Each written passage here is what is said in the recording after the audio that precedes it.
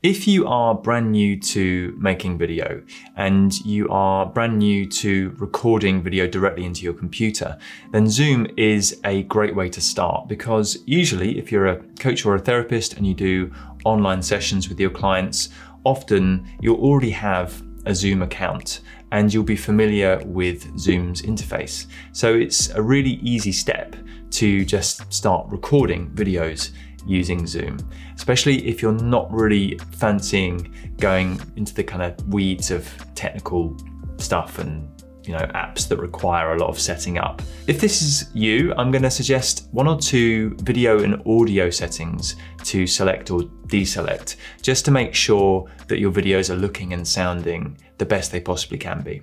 So I'm going to start off by going into the actual web browser. It's where you go and sort out your billing details and account details and stuff like that. So on the left side here, we've got this kind of menu. And if we go all the way down to settings, click meeting, and then go to in meeting advanced and scroll down until you get to meeting HD video quality, and just make sure that is ticked. This is an option that you're only going to see if you've got a Zoom Pro account. If you've got the Zoom Basic account that you don't pay for, and you've got a maximum of 40 minutes in your call before you get kicked out, you probably won't see this. So don't worry about this if you're just on a basic account. You can still record video on Zoom if you've got a basic account, but there are just a few things that you can't do. Now I'm going to jump over to the actual Zoom Workplace app. If you go to the top right here to your picture and go to settings, and then we want to go to video and effects. So make sure that HD video is ticked as an option. Make sure that maintain original ratio is ticked. You probably don't want mirror my video to be ticked, because then it looks all a bit weird. So you probably want to make sure that is unticked. Portrait lighting, if you're not using professional lighting and stuff like that and your room is a bit dark, then you might want to select this just to make you look a bit better, but I am not going to do that. If you can also adjust for low light if you want to. Again, if you're not using lots of lights and you're in a kind of dull room, then you can tick that as well if you like. Next, we're going to go over to the audio menu.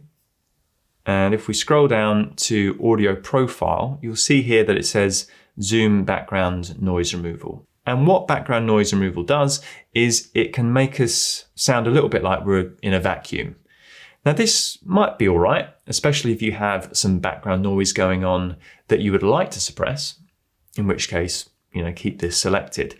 However, it's usually good to have a little bit more control with your audio settings, because you can always control any background hum that was going on in your recording in the editing stage. What I would recommend experimenting with is the amount that Zoom does suppress your background noise. And you can see here that it does low, medium, and high. You might not have any time to do any editing for whatever reason, or you might not just want to do any editing full stop.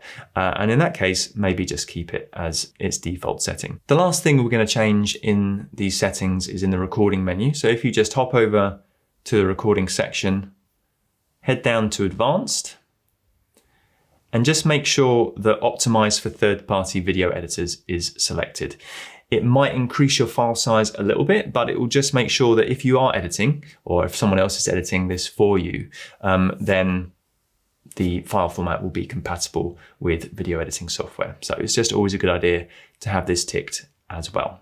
So if you've never recorded a video on Zoom before, let me just take you through the basics. First of all, we're going to go back into the settings menu here, go to recording, and just make sure that you know where you're saving your recordings. Now, by default, usually it will save it in your documents folder in a folder called Zoom.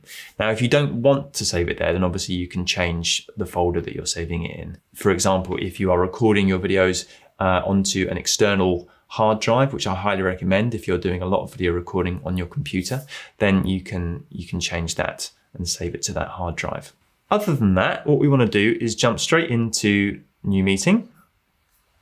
Now, this is where when you're recording a video, and you will be aware of this when you're about to start just a normal meeting or a client session perhaps, you can change or select what camera you're using. So this is the one I'm using right now, which is hooked up to my camera. But you might want to use a webcam, or you might want to use your phone as a webcam, and you can select that there. And then of course you might be using an external microphone, in which case you can select that here. Or if you are using your inbuilt microphone on your phone, if you're using that as a webcam, then you can just select that there. I'm just going to go start. By the way, if you want to change your camera or microphone once you're already in your Zoom meeting, then you can do so down here. So you can change your microphone here and your speaker, and change your camera down here.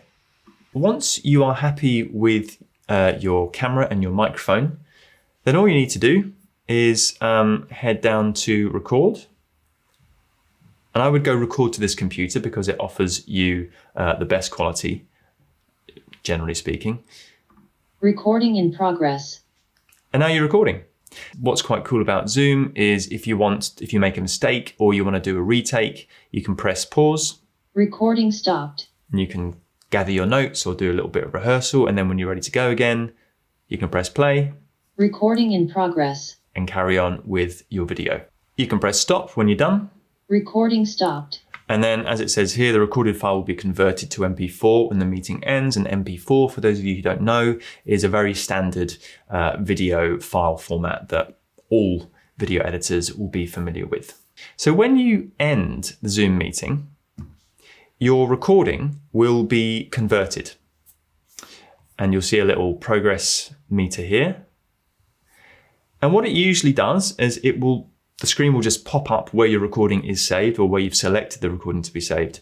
And you can click on it, record your video the way you want. And there it is. So with this video, you can then import this into video editing software if you are editing it, or you can upload it straight away to your website or to YouTube or Vimeo or whatever platform that you're wanting to put your video onto. So see how you get on with that. Let me know if you have any questions, and happy recording.